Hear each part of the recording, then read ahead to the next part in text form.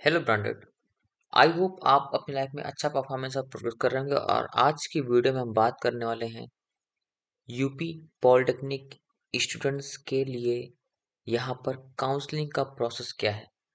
आप अपनी स्क्रीन पर देख पा रहे हैं, यहाँ पर हमने कुछ डॉक्यूमेंट शेयर किए आपके साथ में, जैसे कि यहाँ पर आपको क्लियरली विजिबल हो रहा होगा central admission committee joint entrance examination council UP polytechnic. ठीक है, तो जब आप जैसे यहाँ पर government polytechnic Lucknow college allot हुआ है यहाँ पर, तो जब आप पॉलिटेक्निक में जब आपको कॉलेज अलॉट हो जाता है तो इस तरह का कुछ आपको जो है एक अलॉटमेंट लेटर वहाँ मिलता है। ये तो बात होगी अलॉटमेंट लेटर की, लेकिन पॉलिटेक्निक में काउंसलिंग कैसे होती है हम आज उसकी बात करेंगे। काउंसलिंग के बाद का जो प्रोसेस है ये सारी बातें हम अगली किसी वीडियो में करेंगे, तो उसके लिए आप हमारे चैनल को सब्सक्राइब करके जरूर रखिएगा। चलिए बात करते हैं, यहाँ पर आ जाते हैं। ये हम ऑफिशियल जो डॉक्यूमेंट्स हमको मिले हैं हम उसके अकॉर्डिंग बात करेंगे काउंसलिंग एवं चरणों की प्रक्रिया। ठीक है, तो सबसे पहले यहाँ पर कि आपको लॉगिन आईडी एवं पासवर्ड के थ्रू इस पोर्टल पर जो JEE CUP admission.nic.in है इस पर लॉगिन करना होगा। सारे चरण जो होंगे काउंसलिंग के वो सारे ऑनलाइन होंगे। ठीक है, इसको दो भागों में बांटा गया है, मुख्य काउंसलिंग और विशेष काउंसलिंग। मुख्य काउंसलिंग में जो है उत्तर प्रदेश राज्य के अभ्यर्थी तथा ऐसे अभ्यर्थी जिनके जो अन्य राज्य के मूल निवासी हैं किंतु उन्होंने अहर कार्य परीक्षा उत्तर प्रदेश से उत्तीर्ण की है, उनके लिए रहेगा। ठीक है, ये ऐसे केंद्र के कर्मचारी जिनका कार्यालय उत्तर प्रदेश में स्थित हो, उनकी संतानों के लिए। विशेष उनके लिए है जो प्रवेश परीक्षा में सम्मिलित उत्तर प्रदेश राज्य के अभ्यर्थियों के रूप में चिन्हित उक्त बिंदु पर वर्णित अभ्यर्थियों के साथ साथ प्रवेश परीक्षा में सम्मिलित अन्य राज्यों के। ठीक है, अगर आप अन्य किसी स्टेट से हैं तो आपके लिए विशेष काउंसलिंग की प्रक्रिया यहाँ पर दी गई है। चलिए आप आगे बढ़ते हैं। देखिए काउंसलिंग जो होगी वो यहाँ पर क्लियरली विजिबल है कि यहाँ पर प्रथम द्वितीय तृतीय चरण में होगी, जो कि नॉर्मल होगी काउंसलिंग। ठीक है, और विशेष काउंसलिंग होगी आपको चतुर्थ चरण में। तो जो अदर स्टेट वाले हैं उनके लिए चौथे चरण में होगी, और जो यूपी स्टेट वाले हैं उनके लिए फर्स्ट सेकेंड थर्ड अटेम्प्ट जो भी चरण होते हैं काउंसलिंग वहाँ पर आपकी प्रोसेस होगा। ठीक है, आगे बढ़ते हैं। यहाँ पर जैसे कि आपको क्लियरली बताया गया है कि काउंसलिंग के लिए जो है, ठीक है, संस्था पाठ्यक्रम का विकल्प चयन अभिलेख सत्यापन शुल्क जमा करना काउंसलिंग चरणों के लिए अभ्यर्थन, ये सभी चीजें यहाँ पर आपको बताई गई हैं। साथ में यहाँ पर सीट स्वतः फ्रीज होगी, ये बात बताई गई।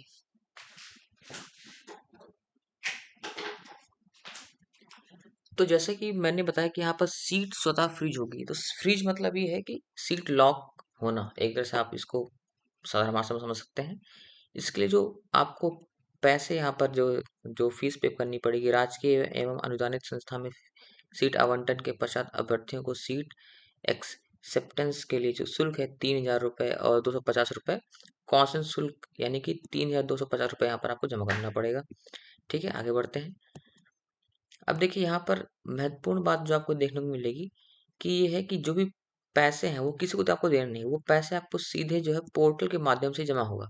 कई बार क्या होता है कि हम कैफे में जाते हैं, वहाँ पर कोई भैया होते हैं, वो हमसे जो है पैसे ले लेते हैं, लेकिन वो आगे कुछ कार्रवाई नहीं करते। कई बार ऐसा हो चुका है कि कैफे वाला जो होता है, मतलब जहाँ कंप्यूटर जहाँ से आपने फॉर्म भरवाया होगा, अभी तो आप खुद भी फॉर्म भर लेते होंगे, भरे होंगे भी, लेकिन कई बार कैफे वाला पैसे ले लेता है, तो उस बात को ध्यान रखिए कि आपको सीधे ऑनलाइन पैसा सारा जमा करना है, ऑफलाइन कुछ भी नहीं है यहाँ पर। ठीक है, आगे बढ़ते हैं।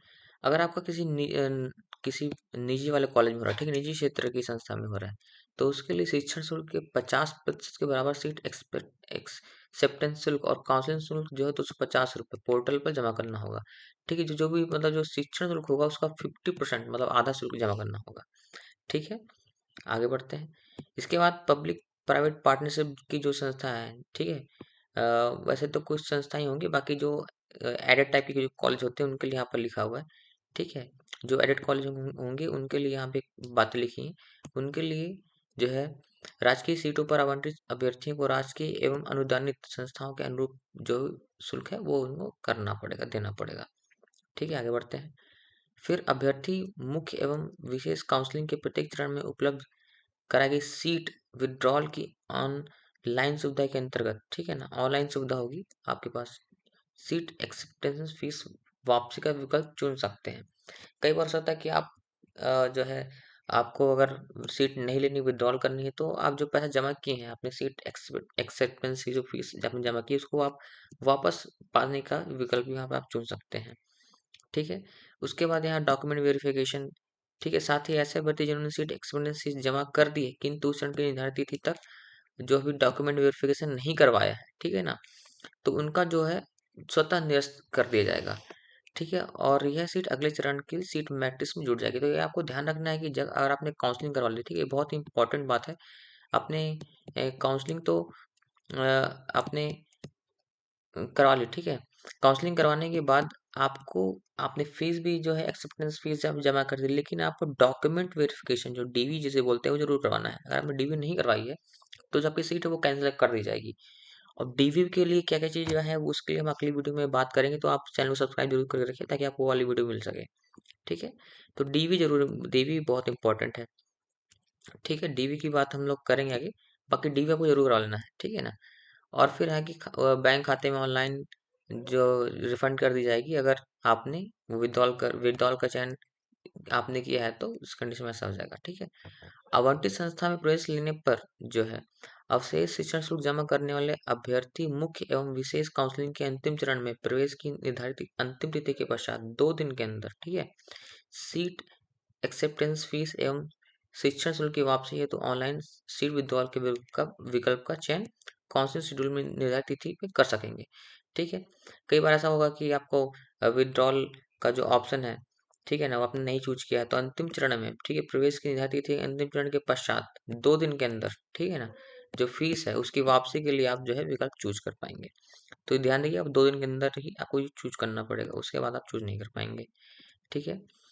और जो यहाँ पर आपको, जैसे मैंने जो आपको बताया प्रोविजनल एडमिशन लेटर की बात की थी, तो वही चीज़ है, राजकीय अनुदानित और जो प्राइवेट पब्लिक प्राइवेट पार्टनरशिप जिसे पीपीपी मॉडल भी बोलते हैं, ठीक है ना, जो प्रवेश परीक्षा के लिए जो शासनादेश है निजी क्षेत्र की संस्थाओं हेतु जो हमारा ये शिक्षा परिषद है उसके द्वारा उपलब्ध कराई गई निर्धारित प्रवेश क्षमता के विवरण संबंधी पत्र के आधार पर जो भी निर्धारित क्षमता है उस अकॉर्डिंग जो भी पत्र होगा और सीट मैट्रिक्स जो होगी उसी अकॉर्डिंग आपको जो है पोर्टल पर ये जो सीटें है वो आपको अपलोड होंगी।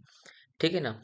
और जो है आपका प्रोविजनल जो एडमिशन लेटर है और सभी जो मूल अभिलेख दस्तावेज हैं वो सभी आपको, जैसे क्या दस्तावेज की बात करें, जो भी आपके हाई स्कूल इंटर के जो भी आपके ये हैं अ, अंक प्रमाण पत्र हैं, अंक पत्र हैं, जाति का, आय का, निवास का, स्वास्थ्य का प्रमाण, ये सारे प्रमाण पत्र आपको लेकर के तैयार रहना है।